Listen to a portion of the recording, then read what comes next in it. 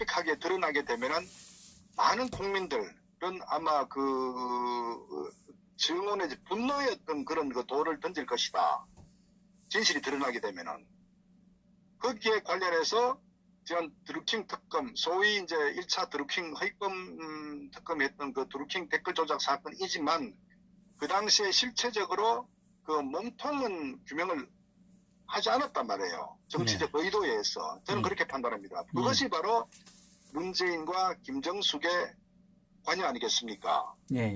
그래서 이번에 제대로 이 댓글 조작 사건, 저는 뭐 댓글 조작 사건보다도 이 탄핵 개입한 것까지 포함한 이 문재인, 김정숙 이 국기문란 사건으로 규정해서 특검을 하게 되면은 저는 저는 압도적으로 이 우파 정당이 저는 삭슬이할 것이다 이렇게 보는 거예요.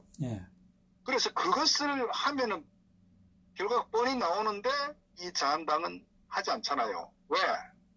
현재 자한당 내 이 황교안 대표도 마찬가지지만은 결국 황교안 대표도 본인도 뭐 저는 개인적으로는 그 탄핵의 상당 부분 동조, 방임, 어떤 적극적인 어떤 그 관여를 했다. 저는 이렇게 판단하고 더더구나 현재 이 황교안 대표를 둘러싸고 있는 측근들, 참모진들이 대부분 다 탄핵을 주동했던 또 탄핵에 동조했던 그 세력들과 함께하고 있거든요. 그래서 모든 정치적 메시지가 전부 보면은 탄핵 주동 세력들, 소위 김무성의 그 목소리가 그대로 전달되고 있다고요.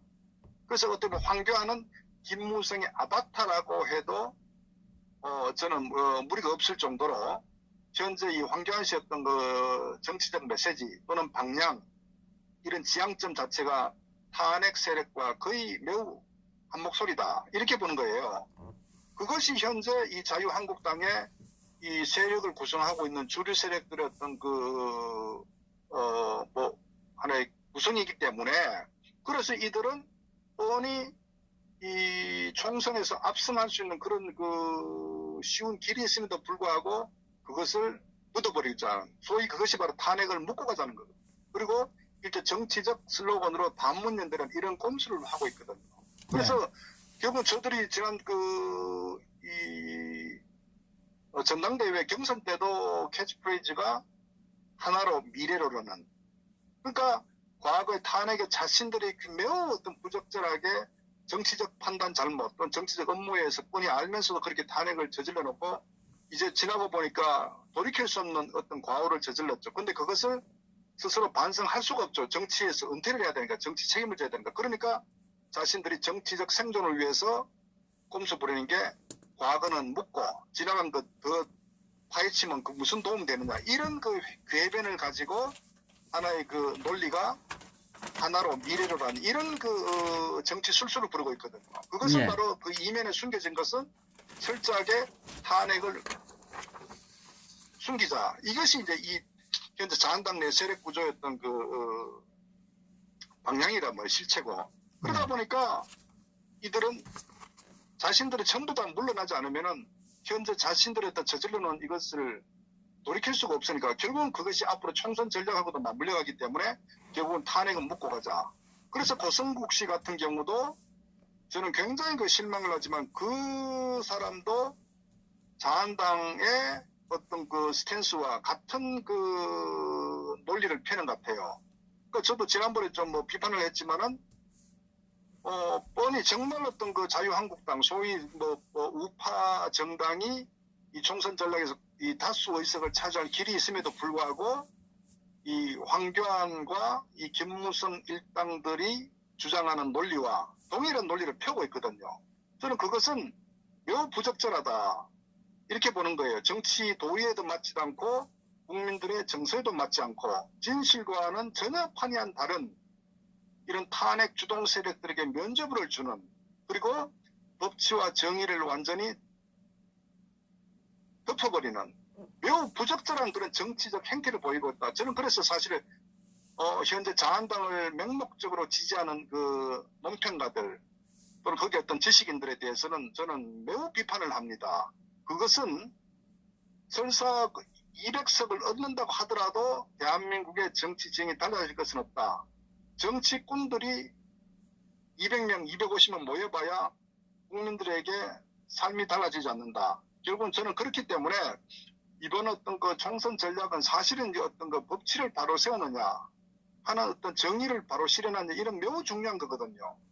그래서 뭐 그런 측면 봤을 때 말씀드렸다시피 사실 김정숙 문재인 특검을 실시를 하고 태블릿 그 조작 사건에 대한 특검을 실시하게 되면 저절로 문재인 좌파 정권은 국민들의 분노를 사게 돼서 자멸하게 돼 있는 거예요. 그런데 그 쉬운 길을 두고 왜 자유한국당은 묶고 가자. 이건 사실은 어떤 정의에도 어긋나고 총선 전략에도 저는 매우 부적절하다. 저는 이렇게 봅니다.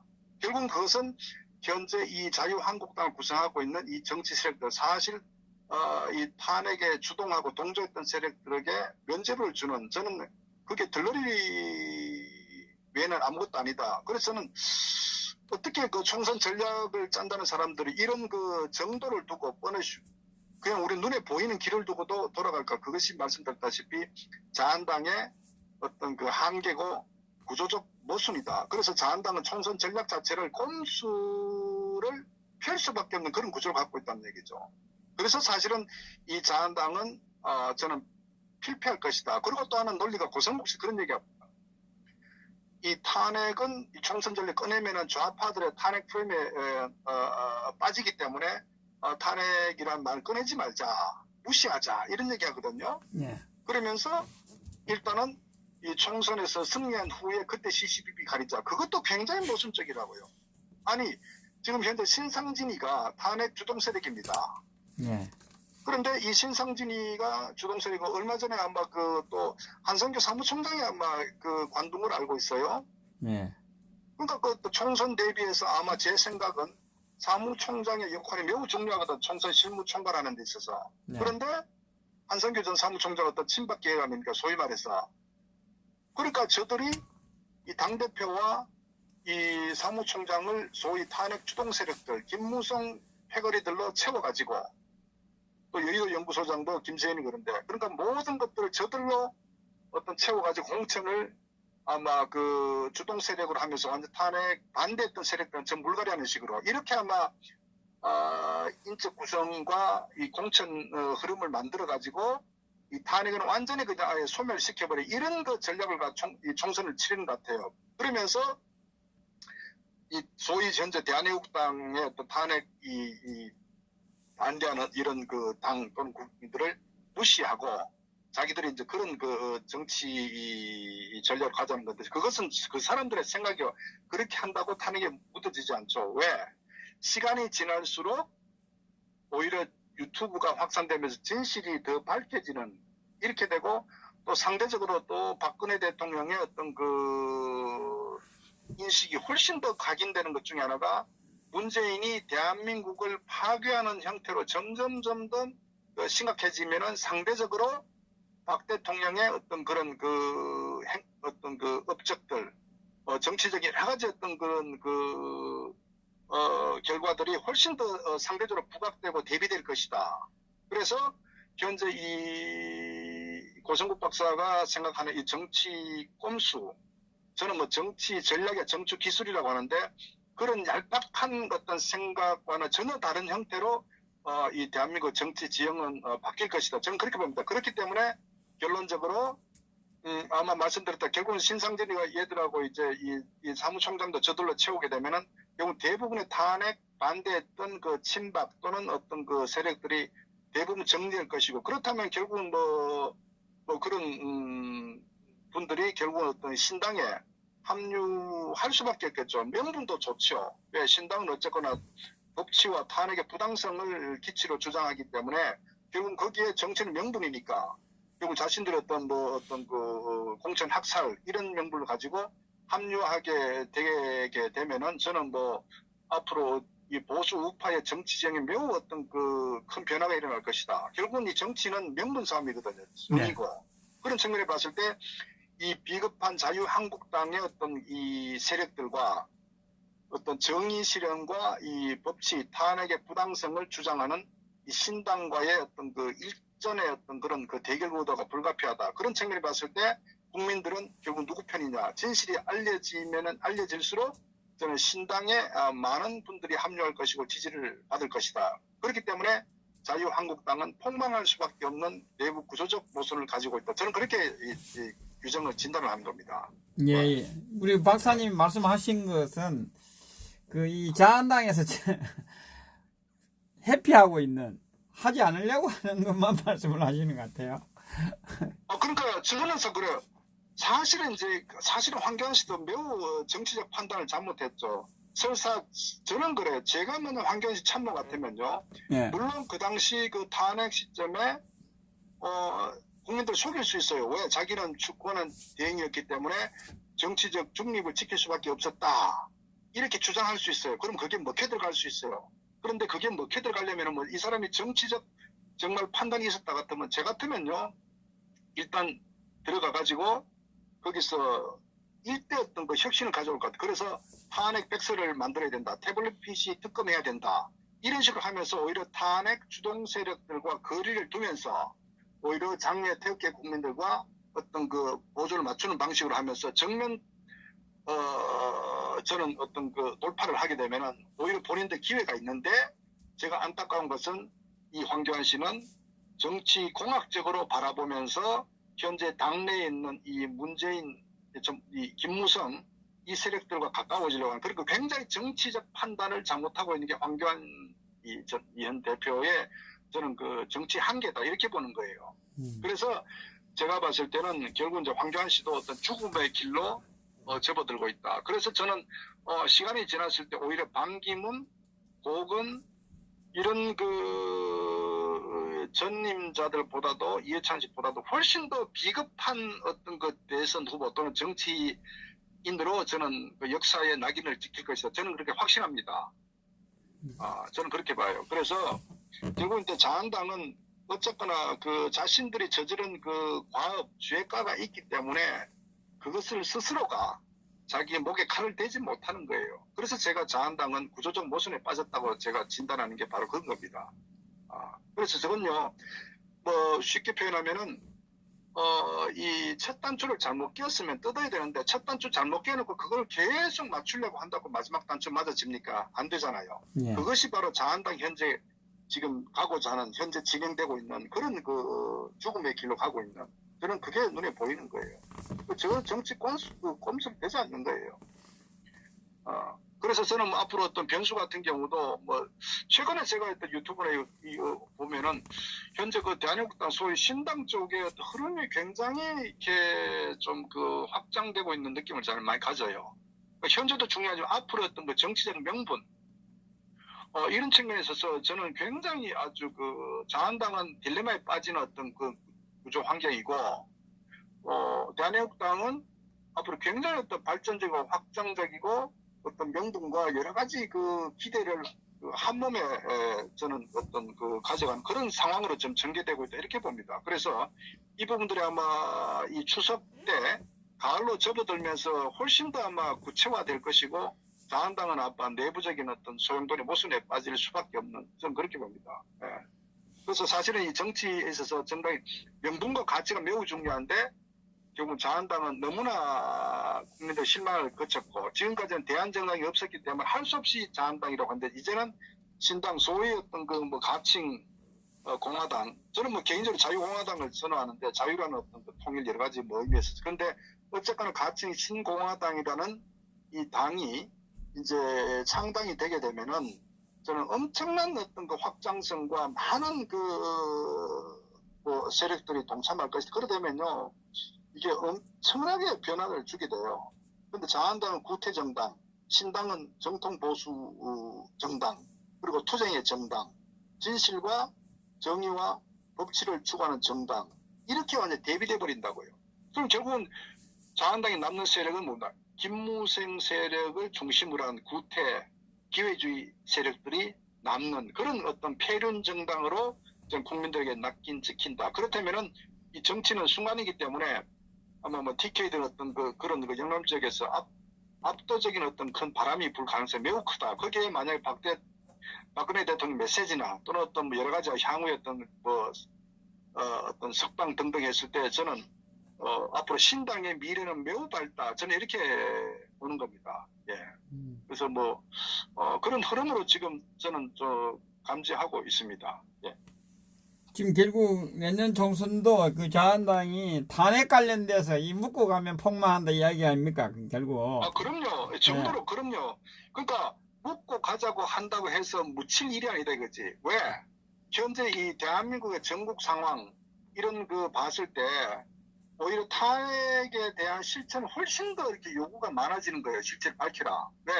그 말씀드렸다시피 결국은 이 신당이란 거는 이 태극기를 대변하는 어떤 그 정당 아닙니까? 그럼 신당 확장성이 커질수록 묻혀가는 게 아니라 점점 더 진실을 밝히자는 목소리 커진다고요. 예, 예. 그래서 거기에 상대적인 그 배경이 맞아.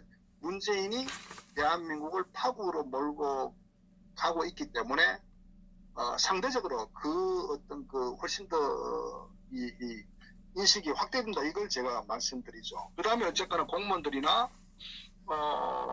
또 뭐 일부 여러 가지 이 세력들 같은 경우도 결국 향후에 어떤 문재인이 이 정권이 무너진다는 걸 알고 있기 때문에 또 거기에 또 자기들 어떤 입장을 확 바꾸지 않겠어요? 네. 기울진 세력들 많으니까. 그래서 저는 뭐 그런 측면에 어떤 신당은 떠오르는 어떤 정당이 될 것이다.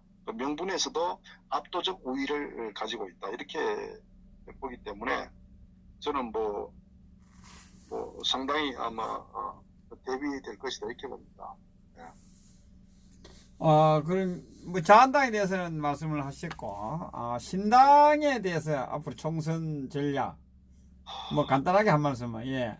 저는 그래요. 우선은 그 당명도 저는 매우 아주 그 중요한 것 같아요. 저 당명이란 거는 당을 딱 들었을 때 그 가치를 담아내는 어떤 그 인식, 그 일반 국민들에게 바로 전달되는 느낌이 있거든. 근데 공화당이라는 건 어쨌거나 미국도 마찬가지고 대한민국도 마찬가지고 이승만 박사가 창당 공화당 아닙니까? 결국 이 자유당 하면서 쭉 공화당 박정희 대통령 이제 하면 공화당 상당되면서 쭉 해왔잖아요. 그럼 공화당은 보수 정당의 어떤 그 대표성을 갖는 어떤 그 브랜드거든요. 근데다가 또 추구하는 가치 자체가 저는 또 뭐 이런 최근에 이런 이 기회주의 이 자유한국당에 대비해서 어떤 투쟁하는 그리고 어쨌거나 이 탄핵이라는 이런 그 역사와 함께하기 때문에 저는 뭐 당명에도 매우 의미가 있고 그 당명 하에 또 참여하고자 하는 많은 정치 세력들, 정치 신인들, 또 젊은이들, 또 어떤 불의에 반대하는 이런 그 애국 국민들이 함께 동참하는 그런 그 정당으로 저는 거듭날 거라고 판단하기 때문에 현재 대한애국당이 한 2년간 정말 홀로 외로이 어떤 그 고군분투하면서 해왔죠. 그런데 이제는 아마 그 급속도로 변화되는 모습을 저는 보일 것이라 봅니다. 그리고 언론에서도 이제는 아마 많이 아마 그 얘기가 될 거예요. 예, 예. 홍문정 의원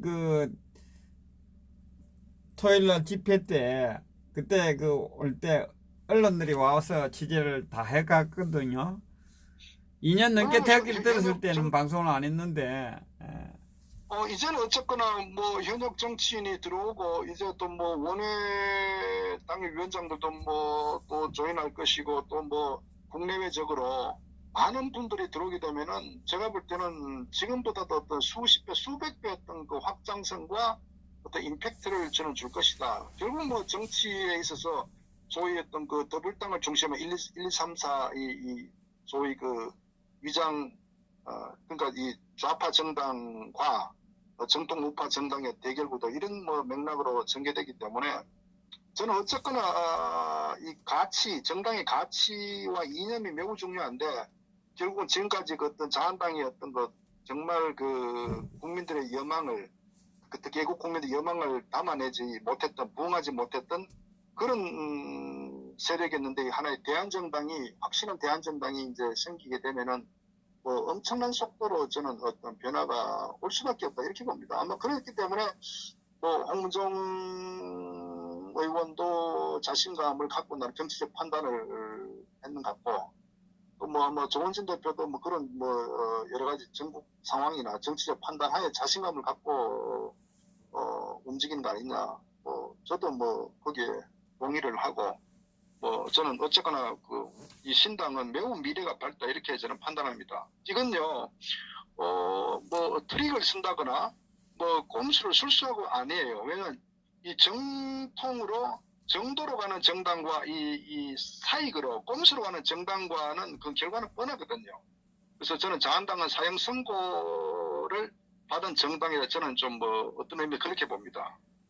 그래서 유튜브들 같은 경우도 저는 이런 상황에서 맹목적 자한당이 아니라 정말 대한민국을 살릴 정통 우파 정당이 어딘지를 저는 좀 정확히 인식하시고, 그리고 정말 탄핵의 부당성, 박근혜 대통령을 지지하고 탄핵이 잘못됐다고 지지하면은 판단한 우파 유튜버들이라면은 저는 신당에 합류하는 것은 매우 중요하다. 그것이 애국이다. 저는 그렇게 또 말씀을 드리고 싶습니다. 예, 아, 예. 그 정도 하겠습니다. 예, 예, 감사합니다. 네, 감사합니다. 예, 편한 밤 네, 되시기 바랍니다. 감사합니다.